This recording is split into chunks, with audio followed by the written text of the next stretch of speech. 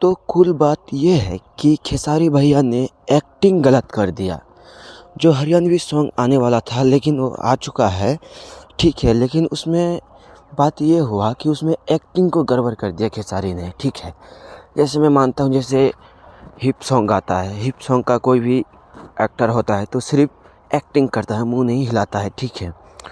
तो खेसारी भैया ने पता क्या किया, तो जो एक बार एक्टिंग करते करते मतलब गाने का बोल भी करने लगा, ठीक है, अपने मुंह से। फिर बस वहीं पे ही गलत हो गया भाई, एक्टिंग वहीं पे गलत कर दिया।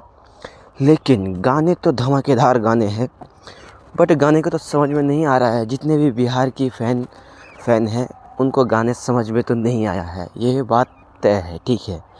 लेकिन गाना बहुत ही मस्त है। जिस तरीके से टीज़र में दिखाया गया था सॉन्ग को ना, अगर उस तरीके से अगर इस सॉन्ग को लाया जाता तो शायद बहुत बेहतरीन होता ये गाना, ठीक है। लेकिन भैया ने थोड़ा गड़बड़ी कर दिया। एक्टिंग तो सही किया है ना, लेकिन बस जब एक दो वर्ड अपने मुंह से बोलने लगे थे उसी समय ही एक्टिंग को गलत कर दिया, ठीक है। लेकिन ऐसा होता है भाई, जब कोई बंदा नई इंडस्ट्री में जाता है तो ऐसा होता है।